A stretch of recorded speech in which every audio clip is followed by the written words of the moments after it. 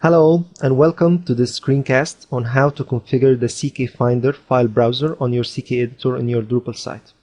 I have here a vanilla Drupal installation with the admin menu installed and the CKeditor module installed. We have installed the CKeditor module and configured it on our Drupal site in a previous installation. If you don't know how to install the CKeditor, you can refer back to our install and configure the CKeditor module video on gsocks.com. Now I will configure the CKfinder module. First, you will need to navigate to ckfinder.com site/download page in order to download the CKfinder. I will download the archive from here. Of course, you'll need to download the PHP section, the archive from the PHP section, not any of the other sections.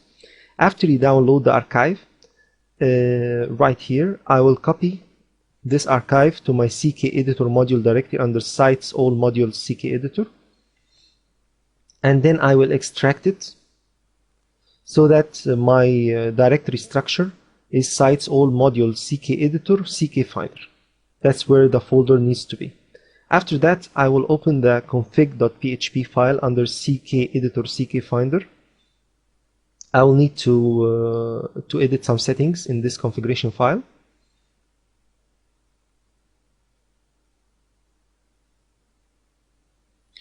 You will see here a function called check authentication.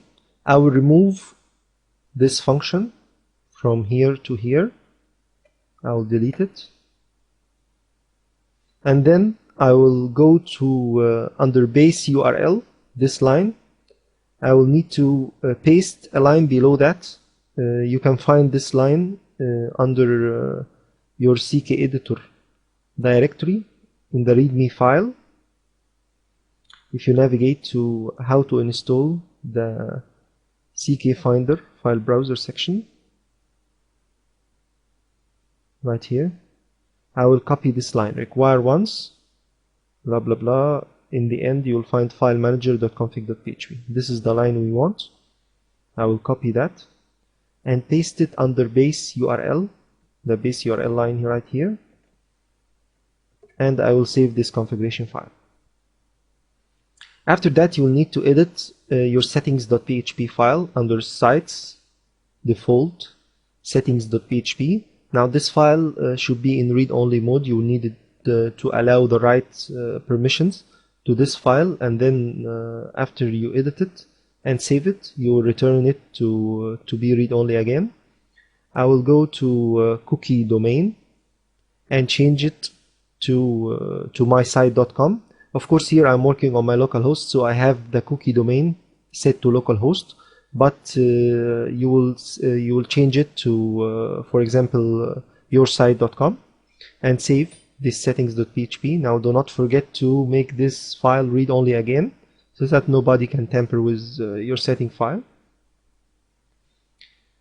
After that, you need to configure the CKfinder on your Drupal site to allow users to use it. You will go to user management permissions. Under the section called CKeditor module, you will allow CKfinder file uploads. I will allow it for authenticated users. And click Save Permissions. Then you will need to enable the CKeditor to use the CKfinder file browser. Under Site Configurations, CKeditor.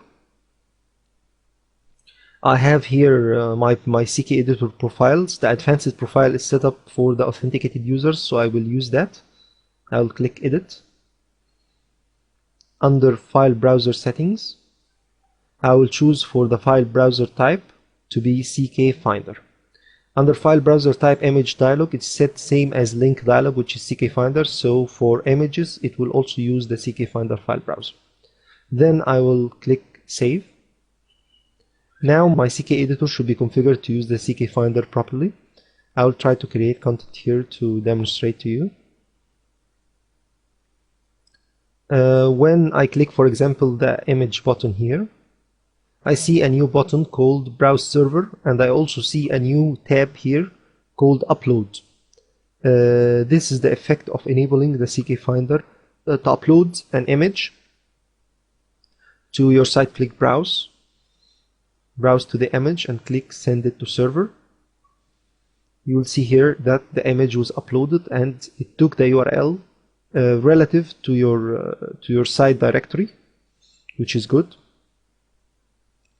You can of course set the width and height here and click OK.